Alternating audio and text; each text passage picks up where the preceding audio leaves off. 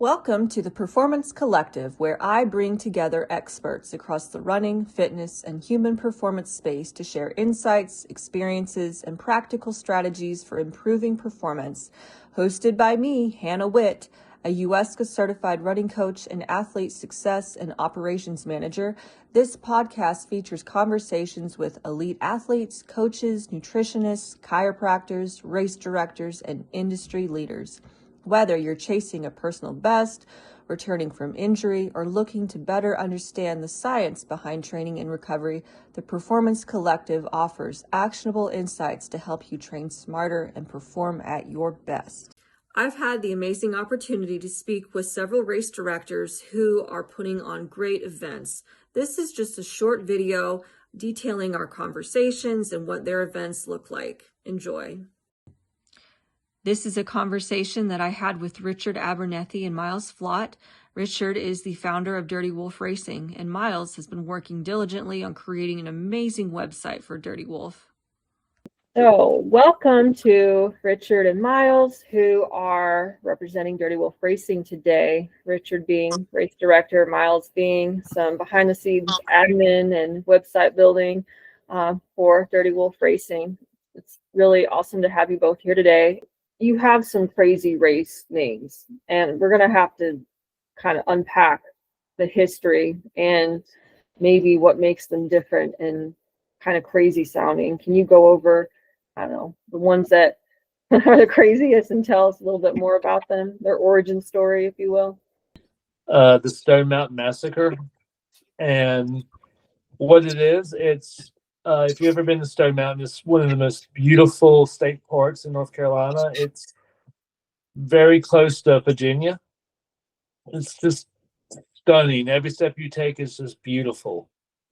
But we also added a new element this year. We added people and volunteers playing as old Renaissance people. And pretty much when you visit aid stations, they're in character from the start, and you're there to grab your stone and continue to the next aid station. And when you get to the start-finish line, if you don't have all 6 of your stones presented, you still DNF. So you can still do the quest and still lose if you're not thinking. So as far as tuning out and just enjoying the race, you don't get to do that with this race. You get to see everything. You get to enjoy it. You get to listen to old English people heckle you. But at the end of the day, it's just going to destroy you. Today, when I was walking and running the course, I realized how freaking hard the race was. So I was like, well, damn, look what I did to people. And they're in costume, right? Yeah, I got my costume laid out already. Well, you've got a costume. Well, we're going to, for our listeners, definitely check out Dirty Wolf Instagram and check out Richard in his Renaissance costume. We are doing one better. We got a videographer for the weekend, and he will be creating a montage of what Stone Mountain Massacre really is. So. Well, I'm going to have to understand how the concept of wearing medieval clothing kind of coalesced with the Stone Mountain Massacre race idea. Back in May, I had a pretty crazy 2025. I lost my house to Helene, had to sell that. I got married in May, a week before, and my parents got into a really bad car wreck. Mm-hmm. And one of the things my mom really kind of helped me along with when I was younger was playing Dungeons and Dragons and role playing and all that stuff. And I thought of this idea for Stone Mountain Massacre by talking to her. Part of my process of my races is I used to talk to her about these. And she used to be really excited about it. She's like, man, that's really awesome. But what does it really mean? And I was like, well, it means that I get to have this kind of cool job. And she was pretty excited about Stone Mountain Massacre when I told her, hey, we're going to really use role-playing concepts for a trail race. And yeah, it's 80% trail race, 20% D&D. Well, that's wild. What's another race that you put on and history behind it? I have a race called Llama that's in March. And the Llama Experience Ultra is a time race, 3, 6, and 12-hour race. And every loop you come in after a mile and a half of 400 feet of gain, and you get to pet a llama or hang out with a llama, talk to them. They usually won't spit on you. And then sometimes we'll set up a corral of llamas where you get to run between them, which is always fun. Earthshine Lodge is where it kind of happens at. It's really pretty. It's Pisgah National Forest. It's just nothing kind of beats Pisgah to me. And then we have the history behind it is when I was alone, I decided to go hike with a llama because I thought, okay, well, that's an experience I've never had before. Did you like sign up for this experience, or did you just go find a llama and go hiking with it? No, I signed up for it. Okay. Yeah, these I llamas. wouldn't doubt your ability to go recruit a llama to go hiking with you. So continue. Yeah. Well, I mean, I wouldn't put it past me, but the deal is that once I started talking to Mark, the llama handler, as he puts it,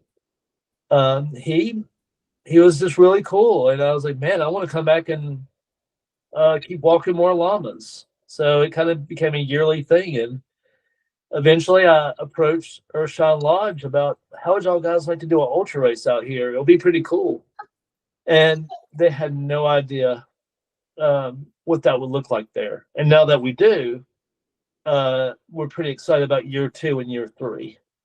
What's another race?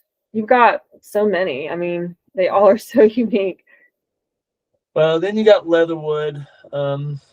It's just going to just beat the holy hell out of you. I was looking more like the description on the Leatherwood website, and I just so that people know, this is not a race. It's a ritual, a trial by mountain, a slow unmaking. That sounds like it's going to test the race participants in a different kind of way. Well, Leatherwood is definitely something that nobody will ever forget about as an experience. I unfortunately ran the race in 13 and 14 in the rain, and it was torrential downpour of rain. It wasn't just a simple rain. So it was a complete slip and slide down the mountain areas. It was all leaves, and I was having to slide down the mountain like I was on a sled. But I pretty much assume that most people that do my races tend to be not very green. Okay. Because I kind of give a warning label. Like Miles yesterday was giving classifications for difficulty level of my races. And like literally in the summertime, I have very starter friendly, easy races. Well, easy within reason. And then in the wintertime, I do these really hard ass races. And I don't usually see people that are really green for the hard ass races, like Beast or Stone Mountain and Llama and Leatherwood. So it's always surprising to me when somebody is new to ultra running to try one of these. So essentially, when you go to the website, you'll have a few categories like Richard mentioned. One is the more beginner friendly. The third is more of like we call it the quest, more of the gamified races that he has. And then the fourth, that we labeled those the abyss races. And that's, as he mentioned, like the Beast of the East and Leatherwood and Stone Mountain and such. And well, Stone Mountain's the quest one. Thanks again. And yeah, everybody check out Dirty Wolf Racing. Thanks. Thank you. Here is more information about Bob Becker's races, Keys 100 and Daytona 100. Bob, we're so fortunate to have you on today. How are you? I'm great, Hannah. Thank you. Very, very glad to be with you. You'll forgive me if I'm a little bit jet lagged. I just got home yesterday from a 2-week trip to China where I ran a race and then did some sightseeing and had an absolutely incredible time. So again, just off like 25 or 30 hours of travel. So Oh my most of goodness. my brain is together. We'll see how much over the next hour. What kind of precipitated you becoming a race director? When I get back from Marathon des Sables in 05 and continue to train and work out, increasingly look around and realize just weren't very many races, certainly not in Florida, and there were none in South Florida at all. So some friends and I looked at it and said, I wonder if running the Florida Keys could be viable for a race. As it turns out, Key Largo to Key West, which is basically the start and finish of the Keys, is 100 miles right on the dot. So, and running from Key Largo to Key West, you're running over 42 islands, running across these bridges that connect all these islands, some large, some small, with the Atlantic Ocean on one side and the Gulf of Mexico on the other. It's just beautiful ocean views. Unless you don't like turquoise water, it's a pretty cool place to be. And you wind up in Key West, which is a funky town and a great place to hang out for a couple of days after a race. So 5 of us went down there in 2007 and we stayed at a hotel every mile is marked down there. So when you count down from Key Largo to Key West mile 0, we were staying at mile marker 104. And we get up the next morning and said, let's just start from here. And we just started running from 104 down to 0. And realized that, yeah, this is pretty neat. This could be a race. So having really no idea what we were doing, particularly what I was doing, while we all said, yeah, this could be a race, everybody else had a job.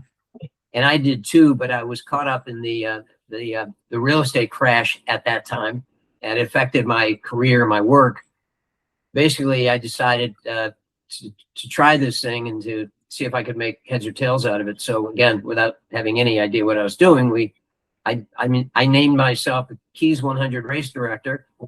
And in May of 2008, year 1 happened with 131 runners, and it went well.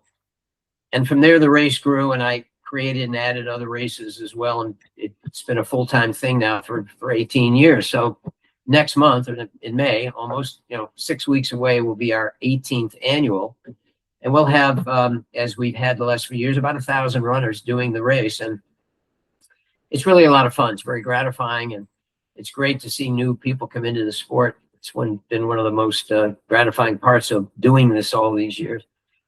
And, so my sport and hobby is also my work, and where my friends are, where my social life is. So it's, I've been very, very lucky to have been able to do this. And I don't know if you direct races yourself, Hannah, but I make the joke, but it was only half a joke, that, okay, in 2008, I took a vow of poverty and became a race director.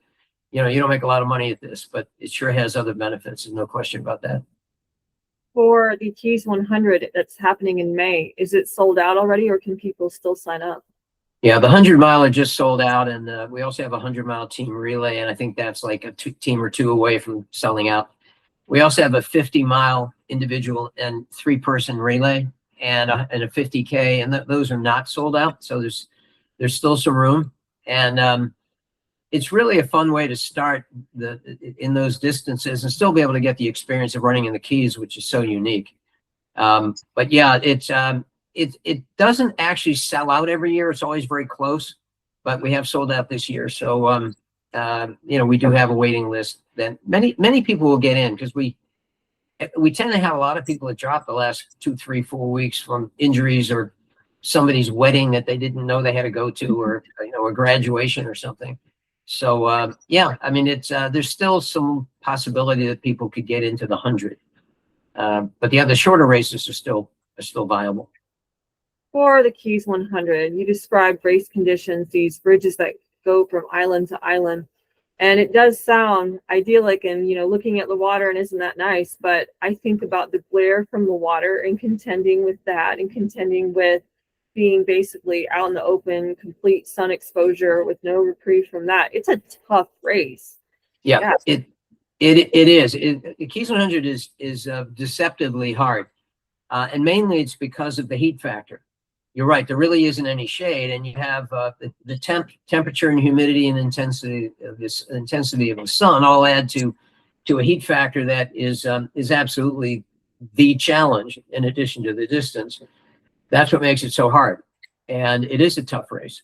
About 75–80% of it you're running on bike paths or parallel pedestrian bridges, or there's an old road that parallels the one highway that goes all the way down through the Keys. And so about 20–25% of it, you're on the road shoulder facing traffic, which includes 7 Mile Bridge, which is what it says. It's a 7 mile long bridge that we cone off. Again, you are exposed. Now, I've never really had anybody complain so much about the glare from the water being a problem. I mean, obviously you're wearing sunglasses, and if you're smart, you're covering up with the hat and the neck drape and so on. But that hasn't been the problem. But the heat per se is something that you need to manage. Now, like Badwater, Keys 100 requires you to have a support crew. And that's really important because there's your opportunity to cool off and be sure you're on top of your hydration again and electrolytes, but also using ice to keep yourself cool down. And that's a really important part of a successful Keys 100 race, is keeping your body cool.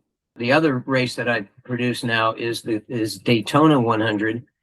And that race is in December. It's also along the ocean, on the ocean road from Jacksonville Beach down to just south of Daytona Beach. It actually ends at the foot of a historic lighthouse, a little town called Ponce Inlet at the end of the barrier island. So like Keys, it's along the ocean, beautiful route. It's another road type race, but the weather is not, the weather's great. It's not an issue at all. Like Keys, it's mostly flat and fast. It's a really good first race because you don't have that heat factor. So if you're a road runner rather than a trail runner, I recommend you check out Daytona100ultra.com or Keys100.com. Those are the best places to learn about those races. And there's each one of them has a little blurb about my background, but that's the least important part of it. You are humble. For the Daytona race, what time of year is that? It's in December. Yeah, in the second Saturday in December. So Keys is third Saturday in May, and Daytona second Saturday in December. So again, it's the weather's usually really good. Again, a pretty part of the country, and a point-to-point 100 or 50 or 50K with a relay option as well. So it's a very similar format, just a little bit different geography. Thank you so much for agreeing to this right after racing and traveling so much. So we really appreciate your time. Absolutely happy, Hannah, to do that, and hope some tidbit will help one of your listeners out there a little bit. So thank you for the opportunity. This is an excerpt of my conversation with Don Lisenby, the founder of East Coast Trail Racing. Welcome to the podcast, Don. How's it going? It's going great. Thank you for having me. Excited to talk to you, Hannah. What was that like, just starting your own, basically, race directing business? Well, my thought was I was just going to start this one race. I was doing some personal training, but mostly I was about raising my children. Like, I wanted to be at home, and the personal training was just something I did on the side to, earn a few dollars. I would go early in the morning, or, once my husband came home in the evening, and trained a few clients. And I really liked it because obviously I like, doing physical activity and physical fitness. So, I just wanted to do this race in memory of my brother. He had passed away in 1997, and the school that he was at when he passed away planted a tree, the University of Georgia, in his memory in front of the school, and they put a memorial plaque there. And it was just such an extraordinary gesture because, unfortunately, college students die all the time. Well, at colleges. And you don't see all these memorial trees and plaques, but they thought so much of him, the class at the veterinary college there, that they did this. So, I'd always had this idea, to give back. And so there's a surf contest here called the Tommy Tant. And Will Tant and his family put that on for his brother. So it kind of got the wheels turning. And then I went to the John Holmes, and I love the trail community. And I love this little trail. And I'm like, okay, I'm going to put on this 50K. I'm going to call it the Jack's 50K. And crazy enough, people are going to run this 1 mile loop 31 times in this beautiful little park at Gamble Rogers Memorial State Park. And, we'll see if anybody comes. And there were people that were like, no one's going to come to that, Dawn. And the first year, I think we had like 20 or 30 runners. And the great thing was I never cared how many runners we had. I just wanted to be around this community, and I wanted to see if I could grow it. And here we are. I'm going to do the 19th this coming year, the 19th annual. We've added a 24K and a 12K. We changed courses. Now they do it was a 6 mile. In the past few years, it's changed to an 8 mile race, an 8 mile loop. And so the 50Kers do 4 loops. And then we have 2 loops and 1 loop. And it's been amazing. And we've given close to $20,000 to the University of Georgia through this race. So it's, Wow. Is yeah. that where your brother went to school, University of Georgia? Yes. Yeah, think so he that's was a really- student there when he was in a car Okay. accident. And he was a year from graduating he was in the veterinary college. Well, first of all, I'm so sorry, because even though it was 97, that's what you said, like 97? Yeah. That's still how awful. But I think what you're doing is such an amazing way to honor him. And you're creating a community. You're doing so many great things by putting on this race. You put on other races? Yeah, so, and thank you very much, because that means so much to me. And I will say that, another thought in doing this was that, it would help me. It would help me with his loss, because we were very close and he did mean so much to me. And, I knew he would love it because he was the runner. So he was the one who inspired me to start running too. So out of that race, I've grown to have 3 more. So the 2 of them are now going on their 11th year. And one of them that I just put on this past Saturday is going on its 6th year. So yeah, I had some success with it, and I enjoyed it so much. And I live in an area with just beautiful trails and great mountain bike communities too, who maintain and love these trails as well. And for that, I'm so grateful and blessed, because it's afforded me to share these trails with other runners and put on these other races. So I have 2 more. One is called the Swamp 50K, and it has 30K, 10K, and then I do 2 fixed time distance races, which means like the one this August, the River to Sea, is a 12 and 6 hour race. So they run a 1 mile loop, a beautiful 1 mile loop for 6 and 12 hours to get, whatever distance they can in that time. And then the one I just put on is the GR8 hour and 5K. And so this is a 2 mile loop for 8 hours. And our top male, just to give you an idea, he did really awesome because it was a little hot this Saturday. He did 44 miles this past Saturday. So, which is pretty extraordinary. Our top female did 34. It's a little bit of hilly, it's a little bit hilly, and there was some sand because we haven't had some rain, but yeah, it was a great day. For people who are interested in working with you, well, just tell us just a little bit about how to get in touch with you, maybe what you offer. Yeah, so I do most of my coaching online, and we do weekly online training. And you can reach me at runnaturalcoach.com through the contact there, or through my email for that at dawn@runnaturalcoach.com. Also, I'm on Instagram, Run Natural Coach. My races are eastcoasttrailracing.com, and we're also on Instagram with at East Coast Trail Racing, and on Facebook as well. You can find all my races.